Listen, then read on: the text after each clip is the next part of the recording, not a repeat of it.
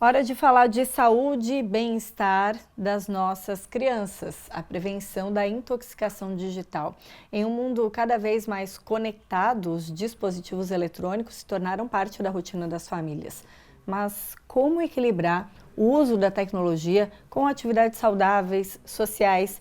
Vamos discutir a importância de estabelecer limites claros e incentivar brincadeiras ao ar livre com a pneumopediatra Ana Cláudia Drills, que está aqui junto comigo. Boa tarde, Ana, bem-vinda. Boa tarde, Vanessa. E também com a mãe, gestora de comunidades no Laboratório de Inovação Urbana, Cíntia Fagundes. Boa tarde, Cíntia. Muito boa tarde, é um prazer estar aqui. São duas mamães que estão envolvidas num propósito recente aqui na nossa cidade, que é o movimento Desconecta. Eu vou começar por você, né, Cíntia, que começou trazendo esse movimento para cá. Que movimento é esse? Perfeito. Eu, como gestora de comunidades e como mãe, percebi uma oportunidade quando, em São Paulo, nós observamos um conjunto de famílias, de mães em particular, olhando juntas para os seus filhos e vendo esse excesso e o acesso muito precoce ao uso de telas, em particular os celulares e smartphone, pelos nossos filhos ou os colegas de nossos filhos.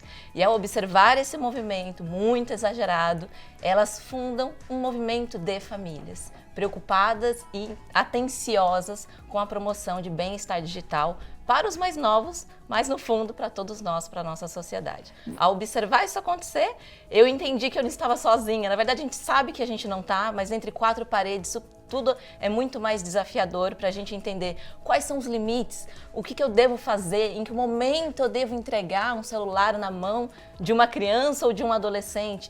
Ao entender que eu não estava sozinha, que tinha contornos e uma metodologia de pessoas que já estavam se organizando, trago para Blumenau e convido algumas pessoas para juntarmos nossas experiências, nossas habilidades e começarmos então um movimento coletivo de famílias para o enfrentamento e atenuação desses riscos do mundo exageradamente digital. Exageradamente. Então esse movimento que está lá em São Paulo e está em outros lugares também do nosso Brasil, né? Esse movimento vem para cá, para Blumenau, para inspirar um movimento próprio aqui da nossa cidade com a união de mães, pais, profissionais. E aí a Ana, né, que é pneumopediatra, entra nesse movimento. De que forma, Ana, que te chamou a atenção o tema para ter esse olhar de ajudar as crianças a desconectar ou a usar de forma mais saudável, né, essas telas?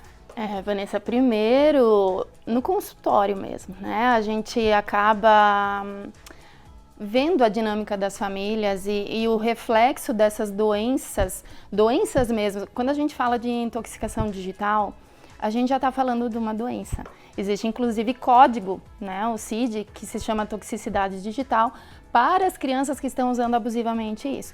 Então, no consultório, mesmo trabalhando na área de pneumopediatria, muitas vezes eu notei que não era o remédio para asma, o remédio para rinite, o remédio para uma pneumonia o mais importante. Eu tinha que trabalhar essa relação entre os pais e as crianças e diminuir o tempo de todos em tela. Então ali eu já comecei a ver esse problema. A pediatria começou ano passado um programa muito importante de conscientização da toxicidade digital.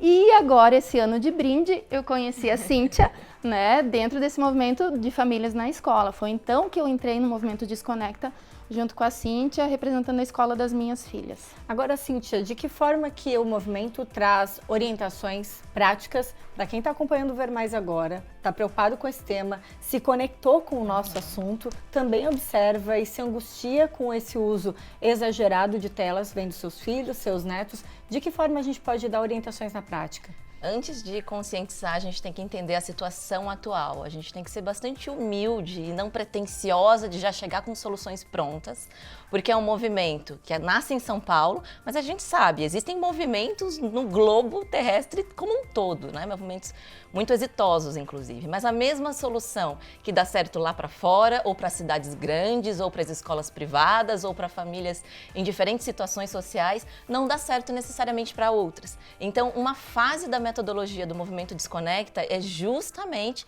identificar a situação atual. E qual é essa situação atual? É local, inclusive. Hiperlocalizada nos bairros e nas escolas. Então, apesar de ser um movimento de famílias, a gente está orientado e voltado voltado às escolas. É nosso papel, enquanto embaixadoras da iniciativa, dialogar com essas coordenações e direções da escola, pedir licença, abordar o assunto enquanto comunidade, escola, família que somos. É uma responsabilidade compartilhada. Com certeza. E a gente faz questão de identificar quais são os principais desafios em cada ambiente escolar. Eu, por exemplo, represento uma escola pública aqui em Blumenau. Já a Ana representa uma escola privada em bairros distintos. Será que a realidade é idêntica? Bem provável que não. Então, como que nós partimos para a conscientização? Antes entendendo a realidade de cada um através de pesquisas com essas famílias e com profissionais aqui da nossa região. E por isso que vocês estão fazendo um levantamento de dados, né? Onde vão, fazem um levantamento de dados, pesquisa, formulário mesmo, para entender essa realidade e poder construir juntos soluções. Até a Ana compartilhou comigo algumas informações, por exemplo, na França, o uso do celular durante o período de aulas, inclusive nos intervalos, é proibido desde 2018 para estudantes de até 15 anos. E certamente chegaram a uma conclusão como essa, fazendo um levantamento da realidade que acontecia, né, lá na França. E essa é a ideia, Ana, então, fazer esse levantamento de Blumenau para se mapear ou indicar possíveis soluções? Exato, e mais do que, além do mapeamento em si, eu digo que os dados são importantes para ajudar a conscientizar. Né? O movimento Desconecta, ele não tem a intenção de obrigar ninguém a fazer ou não fazer algo. A intenção é estimular que faça decisões mais inteligentes quando se trata da educação dos nossos filhos e do nosso convívio em família e fora dela. Quando a gente começa a observar o que os outros países já estão fazendo há mais tempo e o que o Brasil está caminhando para fazer, o que a nossa cidade, o que o nosso bairro, o que a nossa escola pode fazer, a gente ganha força e credibilidade. Mais uma vez eu digo, não é forçar o seu filho ficar longe de telas, é ensinar as famílias o que é o saudável e o que não é saudável. Construir junto. Eu vejo que você está com um livro, Ana, porque eu acho que a gente sempre incentiva aqui no Ver Mais, né? Ações com leitura, ao ar livre para as crianças. A gente pode dizer que esse é um dos caminhos? A gente sabe que as crianças têm compromisso, que elas vão ter a necessidade de acessar telas para fazer pesquisas escolares, mas a gente pode confiar naquilo que a gente sempre divulga, que é a leitura, que é estar ao ar livre, é jogar uma bola, é encontrar com os amigos no parque. Sim, eu digo, eu tenho um truque assim, que eu acho que funciona muito. Tentar fazer o mais próximo da vida de antigamente, né? Ensinar a moda antiga. Antigamente não existia celular. Existia televisão, mas não existia programa, o canal que a gente quisesse ver, o filme que a gente quisesse ver, era no determinado horário X e tal. O que a gente fazia? A gente brincava, a gente ia ao ar livre. Hoje em dia, teoricamente, não é tão fácil ficar ao ar livre? Teoricamente. Se a gente toma a decisão de ir mais ao ar livre, tá agora o vídeo passando bem bonitinho, essas crianças brincando na corrida de saco.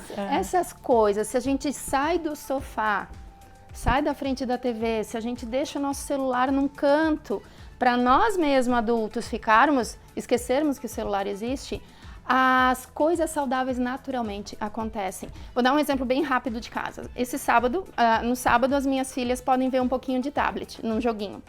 Aí elas acordaram, nem foram pro tablet, foram pra TV. Deu 5 minutos disso, eu tava esquentando água pro café, já estavam brigando. Desliguei a TV. Aí eu falei, conversem e vão achar uma coisa pra fazer. Aí elas foram brincar, pegaram papel e estavam fazendo origami, dobradura. E no fim, assim, foi o dia inteiro. Nem o celular e o tablet, que era o dia disso, elas lembraram de pedir. Se eu tivesse deixado na TV... teria ficado o dia todo. Então, por que eu trouxe o livro? Para lembrar das opções. Como eu falei, não é proibir, é estimular outras coisas. Estimular outras coisas funciona muito. A leitura, se isso for ao ar livre, melhor ainda. Eu tenho uns encontros que eu faço, às vezes, que se chama Livro Livre, que tem a intenção de, na natureza, de manhã, num sábado, as famílias e as crianças com um livro. Aí a gente escolhe uma historinha, eu leio e coloco os pais e as crianças na história. Cada um é um personagem, então tu estimula ar livre, sol, conexão da família, atividade, movimento, etc. Maravilha. Agora, Cíntia, para a gente encerrar, de que forma que as pessoas podem participar desse movimento? Acho que só a nossa conversa já incentiva a reflexão dos hábitos, né? Como tem sido aqui na minha casa. Eles têm acessado muito, eu tenho controlado esse tempo e a gente, como adultos, também tem a missão de ser exemplo, né? Então, qual é a mensagem que você deixa do movimento Desconecta, que vocês estão querendo ganhar força, né, e ganhar espaço aqui na cidade? Sim, o movimento Desconecta é apartidário, é um movimento livre, colaborativo e respeitoso. Nós não somos de jeito nenhum contra tecnologias. Nossos filhos acessam telas, mas é sobre o uso precoce, né? A posse precoce de um celular na mão de uma criança e de um adolescente, ou o uso exagerado, excessivo. É a quantidade de tempo em telas versus na vida offline e a qualidade desse conteúdo. Então, quem também estiver preocupado com esses assuntos ou atento a querer ir além da sua própria família e encontrar uma comunidade de pessoas que também quer construir acordos e combinados coletivos, pode entrar em contato, né, através do site do Movimento Inclusive Nacional, que podem ser endereçadas depois aqui para Santa Catarina, em particular em Blumenau, onde a gente cria essa comissão municipal de escolas públicas e privadas que juntas iremos fazer pesquisa, dialogar e encontrar soluções cabíveis e responsáveis para nós, enquanto adultas, porque só de a gente dialogar e se conectar, a gente entende o nosso papel de comunidade de vizinhos. A gente se e como transforma que a gente no pode nosso ir ao ar comportamento, livre, né? Juntas, sabe? Porque às vezes falta repertório, tempo, condição dentro das quatro paredes de uma família que tem diversas situações. Mas se a gente considera a vizinhança e a gente fala de escola, a gente fala de comunidade de vizinhos. Então, como não acessar e se beneficiar mutuamente enquanto famílias e as crianças também. Verdade. Adorei a conversa, sejam sempre bem-vindas, espero que o movimento ganhe ainda mais força. Tem algum site que a gente pode acessar, ter mais informações e continuar a leitura por lá? Sim, é o site do Movimento Desconecta. movimentodesconecta.com.br. Obrigada pela presença, Eu a também Cíntia, agradeço. a Ana também, mais uma vez aqui no Ver Mais. Obrigada. Obrigada.